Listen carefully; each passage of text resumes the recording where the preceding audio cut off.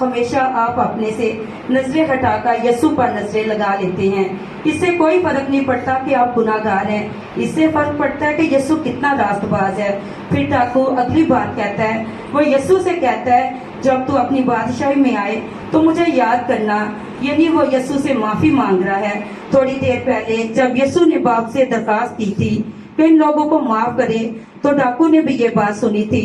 ڈاکو کے دل میں آیا ہوگا کہ یہی جب ان لوگوں کو معافی مل سکتی ہے، ان سب لوگوں کے لیے فضل مہیا کیا گیا ہے، تو میں اس فضل میں شامل کیوں نہیں ہو سکتا۔ یاد رکھے جب آپ کی زندگی میں روح القدس نجات کا کام کرتا ہے تو آپ سب سے پہلے آپ کے دل میں خدا کا خوف آتا ہے، پھر وہ آپ کے گناہ کو آپ پر ظاہر کرتا ہے، پھر آپ یسوع کے پاس آتے ہیں اور معافی کی امید آپ کی زندگی میں جاگ اٹھتی ہے۔ ڈاکو نے یہی نتیجہ نکالا کہ اگر معافی ملنی ہے تو فضل سے ملنی ہے۔ اگر ان لوگوں کے لیے فضل کو مہیا کیا گیا ہے تو شاید مجھ پر بھی فضل ہو جائے۔ غور کرے کہ ڈاکو نے کب نجات پائی، جب اس نے اپنی کوشش ترک کر کے اپنی روح کو خدا یسوع کے سپرد کر دیا اور زندگی کے اندر نہ خوف تھا، نہ ڈر تھا، نہ راست بازی کی تلاش اور قائد تھی۔ یسوع مسیح سے اپنے گناہوں کا اقرار کرے۔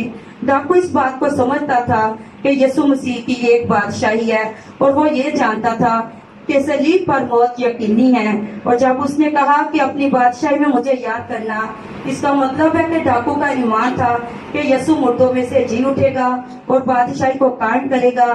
یسوع نے جواب میں اس سے کہا، میں تجھ سے سچ کہتا ہوں۔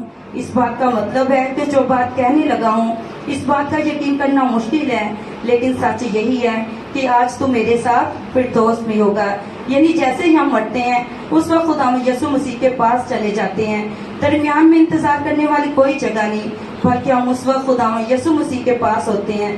جیسے ہی ہم اس دنیا سے جاتے ہیں، ڈاکو کو کیا حق حاصل تھا کہ وہ یسوع کے ساتھ بادشاہی میں جائے، اور وہ بھی اس دن اس نے ایسا کیا کہا تھا، وہ تو ایسا کچھ کر بھی نہیں سکتا تھا کیونکہ وہ مرنے کے قریب تھا۔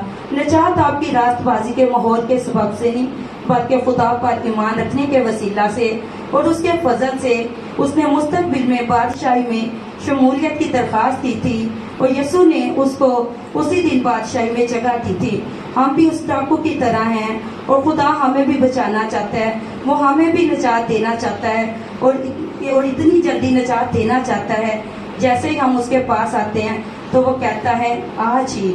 سو خداوند ہم سب کو اسی کے تخت کے پاس آنے کی توفیق بخشے، آمین۔ طور پر تو کمزور کر پائی، لیکن روحانی طور پر وہ بہت مضبوط تھا، اور اس ڈاکو کی طرح وہ آپ کو بھی نجات دینے کی قدرت رکھتا ہے، حالات چاہے کوئی بھی ہو۔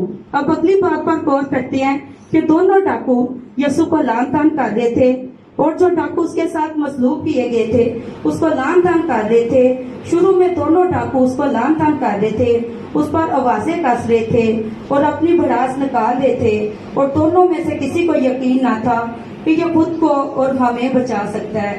وہ یسوع کے دکھوں میں مزید اضافہ کر رہے تھے، جسمانی طور پر جو اس کے دکھ تھے۔ پھر کیا ہوتا ہے کہ ایک ڈاکو اچانک خاموش ہو جاتا ہے، جس کا بیان ہم لوکا کی معرفت لکھی گئی انجیل میں دیکھتے ہیں۔ یہ خاموشی کیا ظاہر کرتی ہے؟ روح القدس اس کی زندگی کو تبدیل کر رہا تھا، روح القدس اس کی زندگی میں نجات کا کام کر رہا تھا، اور یہ خاموشی اس وجہ سے تھی۔ دوسرا ڈاکو بولتا رہا، لیکن ایک ڈاکو خاموش ہو گیا۔ آئیے دیکھتے ہیں کہ روح القدس نے اس کی زندگی میں نجات کے کام کیسے کیا۔ سب سے وہ پہلے ڈاکو اپنے ڈاکو سے ساتھی سے کہتا ہے، کیا تو خدا سے ابھی نہیں ڈرتا؟ یہ پہلا ثبوت ہے کہ روح القدس اس کی زندگی میں نجات کا کام کر رہا ہے۔ خدا کا خوف اس کے اندر، خدا کا خوف پیدا ہو چکا ہے، اور وہ خدا کے غضب سے بچنا چاہتا ہے۔ گناہگار خدا کا خوف نہیں ہوتا، یہ روح القدس کی قدرت ہے جو گناہگار کو خدا کے پاس لے کر آتی ہے اور اس کے اندر خدا کا خوف پیدا کرتی ہے۔ پھر دوسری بات وہ کہتا ہے کہ ہم تو اپنے کیے کا بدلہ پا رہے ہیں۔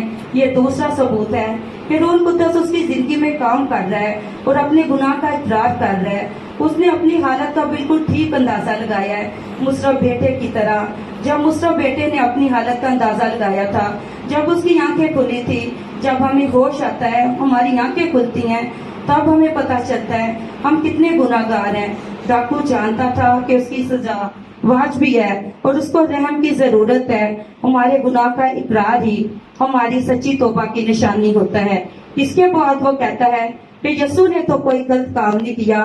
ڈاکو اپنے آپ کو یسوع کے ساتھ کمپیئر کرتا ہے، اپنے گناہ گار ہونے کے مقابلہ میں اس کی راست بازی کو دیکھتا ہے۔ سچی توبہ ہمیشہ آپ اپنے سے نظریں ہٹا کر یسوع پر نظریں لگا لیتے ہیں۔ اس سے کوئی فرق نہیں پڑتا کہ آپ گناہ گار ہیں، اس سے فرق پڑتا ہے کہ یسوع کتنا راست باز ہے۔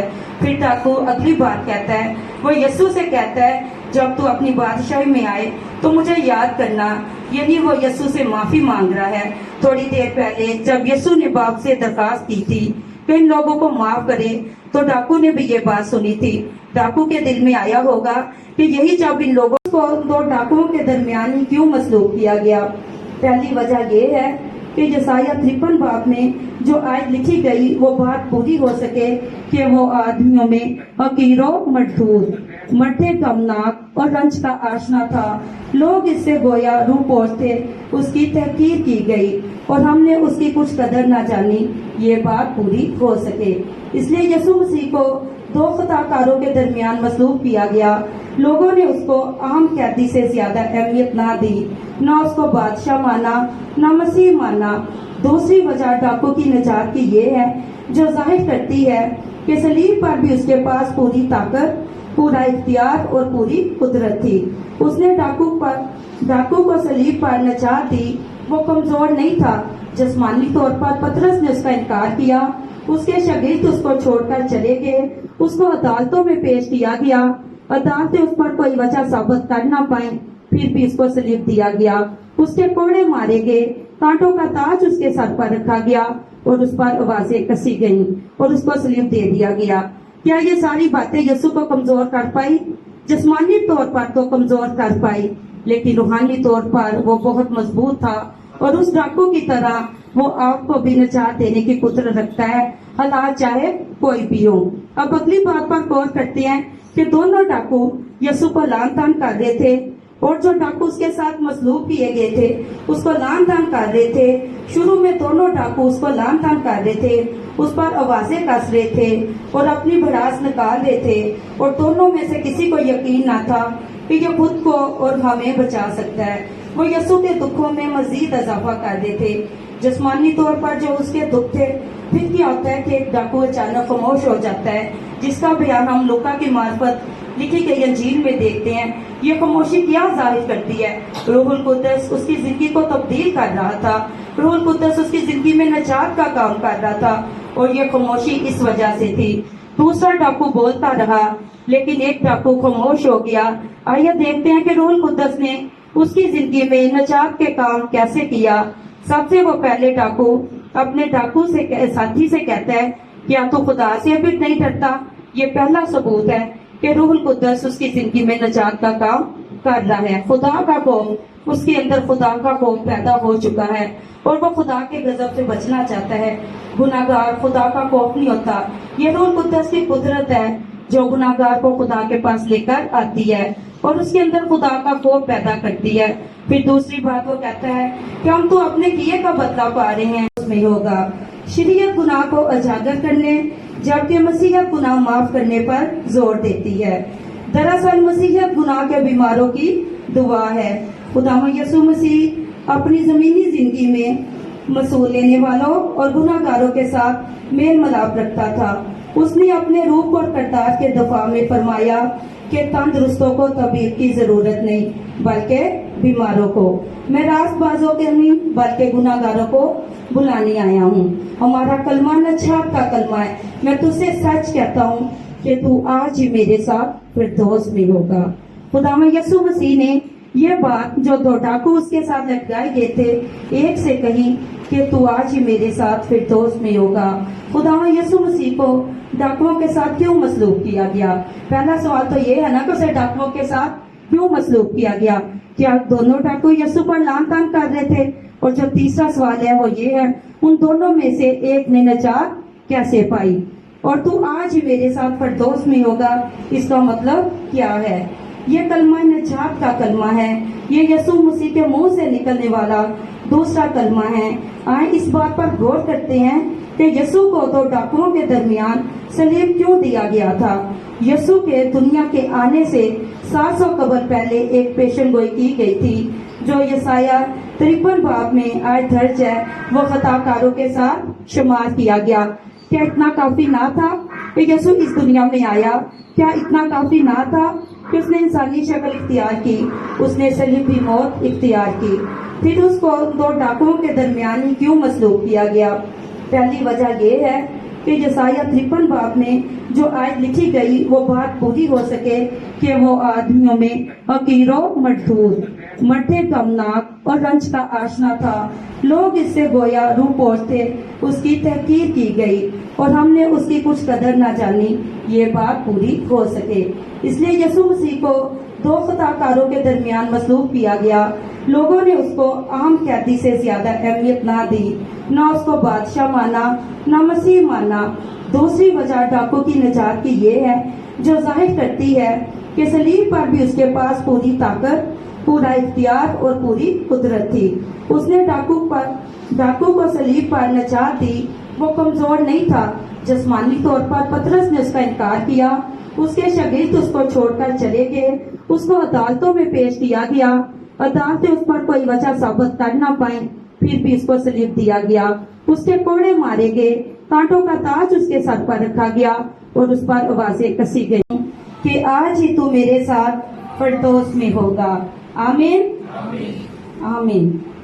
मसीह मसलूब मेरे और आपके गुनाहों की वजह पर सलीब अपने ऊपर उठाए यरूशलेम की गलियों से कलवरी या खोपड़ी के पहाड़ की तरफ जा रहे थे।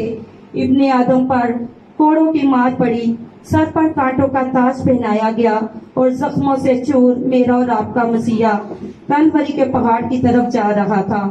राह में शमाउन करीनी बेकार में पकड़ा गया और मुबारक हो शमाउन जिसने मेरे और आपके मसीहा की सूली उठाने में कुछ राह में मदद की। पुराने ऐहदनामे में तकरीबन 20 से 25 पेशन गोइयां और नबूवतें सलीब पर पूरी होती है। हमारा जो कलमा है वो कलमा ये है, मैं तुझसे सच कहता हूँ कि आज ही तू मेरे साथ फिरदौस में होगा। शरीयत गुनाह को उजागर करने जबकि मसीहत गुनाह माफ करने पर जोर देती है। दरअसल मसीहत गुनाह के बीमारों की दुआ है। खुदावंद यीशु मसीह अपनी जमीनी जिंदगी में मसूल लेने वालों और गुनाहगारों के साथ मेल मिलाप रखता था। उसने अपने रूप और करतार के दफा में फरमाया कि तंदुरुस्तों को तबीब की जरूरत नहीं बल्कि बीमारों को। मैं रास्तबाजों के नहीं बल्कि गुनाहगारों को बुलाने आया हूँ। हमारा कलमा नजात का कलमा है, मैं तुझसे सच कहता हूँ कि तू आज ही मेरे साथ फिरदौस में होगा।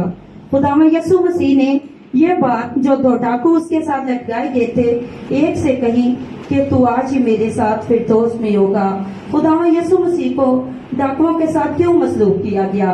पहला सवाल तो ये है ना कि उसे डाकुओं के साथ क्यों मसलूब किया गया? क्या दोनों डाकू यीशु पर लान तान कर रहे थे? और जो तीसरा सवाल है वो ये है, उन दोनों में से एक ने नजात कैसे पाई? और तू आज ही मेरे साथ फिरदौस में होगा, इसका मतलब क्या है? ये कलमा नजात का कलमा है। ये यीशु मसीह के मुंह से निकलने वाला दूसरा कलमा है। आए इस बात पर गौर करते हैं कि यीशु को दो डाकुओं के दरमियान सलीब क्यों दिया गया था। यीशु के दुनिया के आने से 700 कबल पहले एक पेशन गोई की गई थी जो यसाया 53 बाब में आयत दर्ज है, वो खताकारों के साथ शुमार किया गया। क्या इतना काफी ना था कि यीशु इस दुनिया में आया? क्या इतना काफी ना था कि उसने इंसानी शक्ल इख्तियार की, उसने सलीब की मौत इख्तियार की? फिर उसको दो डाकुओं के दरमियान ही क्यों मसलूब किया गया?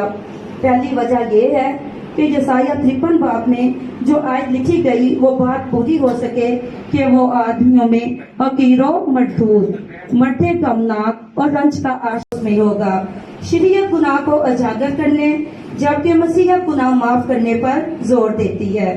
दरअसल मसीहत गुनाह के बीमारों की दुआ है।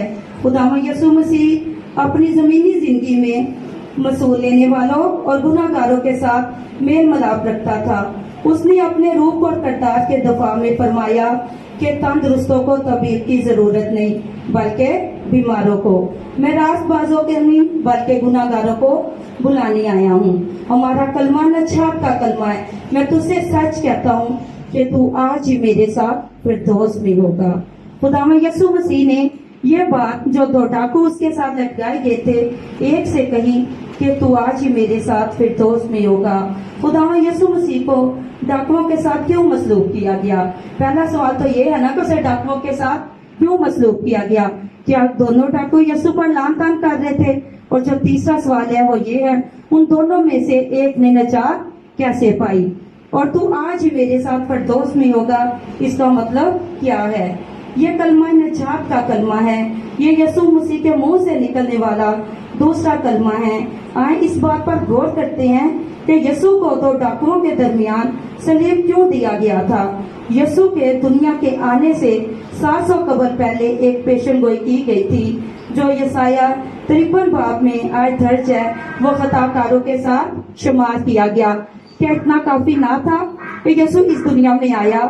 کیا اتنا کافی نہ تھا کہ اس نے انسانی شکل اختیار کی؟ اس نے صلیبی موت اختیار کی۔ پھر اس کو دو ڈاکوؤں کے درمیان ہی کیوں مصلوب کیا گیا؟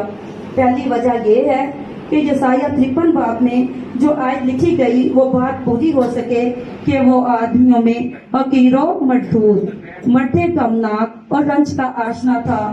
لوگ اس سے گویا روح پوش تھے، اس کی تحقیر کی گئی اور ہم نے اس کی کچھ قدر نہ جانی، یہ بات پوری ہو سکے۔ اس لیے یسوع مسیح کو دو خطا کاروں کے درمیان مصلوب کیا گیا۔ لوگوں نے اس کو عام قیدی سے زیادہ اہمیت نہ دی، نہ اس کو بادشاہ مانا، نہ مسیح مانا۔ دوسری وجہ ڈاکو کی نجات کی یہ ہے جو ظاہر کرتی ہے کہ صلیب پر بھی اس کے پاس پوری طاقت، پورا اختیار اور پوری قدرت تھی۔ اس نے ڈاکو کو صلیب پر نجات دی، وہ کمزور نہیں تھا۔ جسمانی طور پر پطرس نے اس کا انکار کیا، اس کے شاگرد اس کو چھوڑ کر چلے گئے، اس کو عدالتوں میں پیش کیا گیا، عدالتیں اس پر کوئی وجہ ثابت کر نہ پائیں، پھر بھی اس کو صلیب دیا گیا، اس کے کوڑے مارے گئے، کانٹوں کا تاج اس کے سر پر رکھا گیا اور اس پر آوازیں کسی گئی۔ بائبل آپ کے پاس ہے تو آپ نکال سکتے ہیں، کیونکہ آپ کو پھر ہی پتا چلے گا کہ کون سا کلمہ ہے جس کی تشریح ہو رہی ہے۔ اس نے اس سے کہا، میں تجھ سے سچ کہتا ہوں کہ آج ہی تو میرے ساتھ فردوس میں ہوگا۔ آمین آمین۔ مسیح مصلوب میرے اور آپ کے گناہوں کی وجہ پر صلیب اپنے اوپر اٹھائے یروشلم کی گلیوں سے کلوری یا کھوپڑی کے پہاڑ کی طرف جا رہے تھے۔ ابن آدم پر کوڑوں کی مار پڑی، سر پر کانٹوں کا تاج پہنایا گیا اور زخموں سے چور میرا اور آپ کا مسیحا کلوری کے پہاڑ کی طرف جا رہا تھا۔ راہ میں شمعون قرینی بیکار میں پکڑا گیا، اور مبارک ہو شمعون جس نے میرے اور آپ کے مسیحا کی سولی اٹھانے میں کچھ راہ میں مدد کی۔ پرانے عہد نامے میں تقریباً 20 سے 25 پیشن گوئیاں اور نبوتیں صلیب پر پوری ہوتی ہے۔ ہمارا جو کلمہ ہے وہ کلمہ یہ ہے، میں تجھ سے سچ کہتا ہوں کہ آج ہی تو میرے ساتھ فردوس میں ہوگا۔ شریعت گناہ کو اجاگر کرنے جبکہ مسیحیت گناہ معاف کرنے پر زور دیتی ہے۔ دراصل مسیحیت گناہ کے بیماروں کی دعا ہے۔ خداوند یسوع مسیح اپنی زمینی زندگی میں مسئول لینے والوں اور گناہ گاروں کے ساتھ میل ملاپ رکھتا تھا۔ اس نے اپنے روح اور کردار کے دفاع میں فرمایا کہ تندرستوں کو طبیب کی ضرورت نہیں بلکہ بیماروں کو۔ میں راست بازوں کے نہیں بلکہ گناہ گاروں کو بلانے آیا ہوں۔ ہمارا کلمہ نجات کا کلمہ ہے، میں تجھ سے سچ کہتا ہوں کہ تو آج ہی میرے ساتھ